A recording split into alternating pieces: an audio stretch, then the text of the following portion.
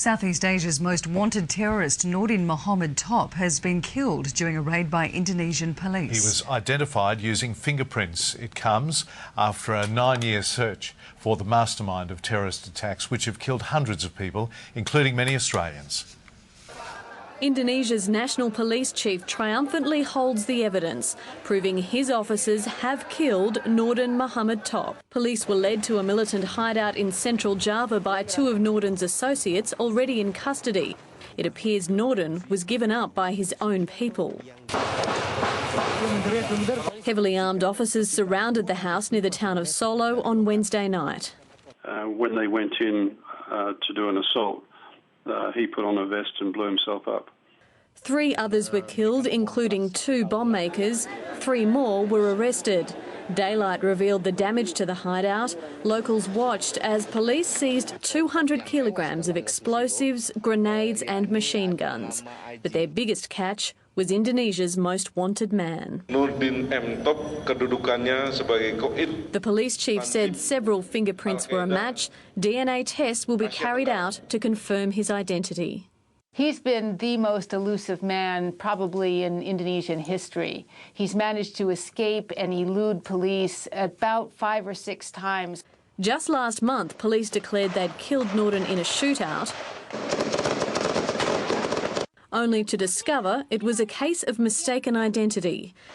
The hunt for Noordin had intensified after his Jemaah Islamiyah breakaway group bombed 2 Jakarta hotels in July. 3 Australians were among the victims. Noordin was already wanted over several attacks, including the 2004 blast at Australia's embassy in Jakarta and the 2002 Bali bombing, which killed 202 people, including 88 Australians. It's good for Australia and it's good for Indonesia. I suppose the downside is that there is a deputy ready to step into his position whose name is Teddy. And for more on this story, we're joined in the studio by a foreign affairs expert from Macquarie University, Dr. Keith Suter. Keith, good morning. Good morning. Firstly, there's been a bit of confusion surrounding how he actually died. Do we know? Has it been confirmed how he was killed? Well, in the last few minutes, apparently the Indonesian police chief is now refusing to answer questions. So last night, the immediate news reports was that he was shot. And then apparently in the last few hours, there have been reports that he's actually blown himself up. Of course, the bottom line is that he's dead. And the tragedy of that is that we can't interrogate him.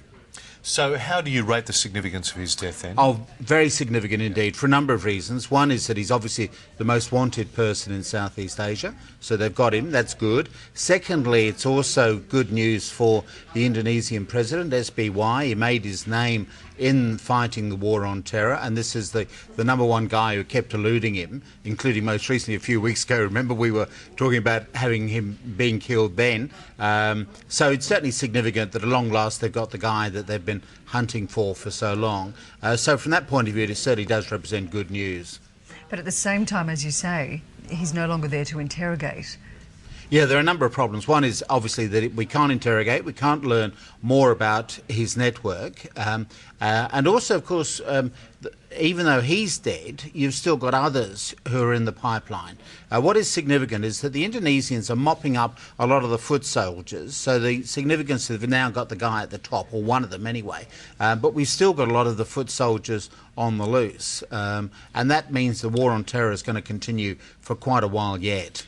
I'm sure it's a question in many people's minds. We've known about him and heard about him for so long, and yet he's so successfully evaded capture. How did he do that? Yeah, well, this must be one of the most worrying things for Indonesian police, or for the Australian government for that matter, because you're right, he's been on the run for years. He's a Malaysian, he's not actually Indonesian, so he's an outsider who's come into the country since 9/11. He's been on the run, he's obviously got a support network. And whether that also contains police who are sort of giving hints that we're coming to get you, move to another village on Java. He's mostly been on Java. The operations are all over the archipelago, but he's been based on Java. And that must be a very worrying thing, including for the president himself, because it means that there may well be people within his own security forces that are not completely reliable. And that's, of course, our problem in Afghanistan and Pakistan, that we're dealing also with people that are supposed to be opposing Osama bin Laden over there, but in fact are actually providing secret support. And that must have been the worrying thing. This guy has been on the run for so long, which would seem to suggest that even though we've got rid of a mastermind of one of the factions, remember Jamaat Islamiyah is broken up, and that this is a person who was particularly vicious. So his own colleagues within Jamaat Islamiyah had said, look, we don't want to go down going after these soft targets in the way that he was just killing civilians. It was turning the population against Jamaat Islamiyah. So you've still got the remnants of Jamaat Islamiyah, the sort of the main force. There are still some of them still on the loose, plus there'll be the handful of the hardliners that have supported Mohammed Top as well. They're still on the loose. And quite often, when you see these figures removed from the terrorist picture, you do find that they achieve martyrdom status almost. And that's the worry that we've got, that particularly in that religious tradition, that because they are martyrs, there will be people who'll be willing to die for the cause. So this is an issue that will continue to bubble along. And of course, there may well be fears within Jakarta that you could end up with people fearing a fairly quick attack simply to say, well, there we are, we're going to wipe the smile of your face by conducting an attack fairly quickly, just to prove that we're still in business. Okay. Keith Suter, good to see you as always. Thank you. Very Thanks, much. Keith. Thank you.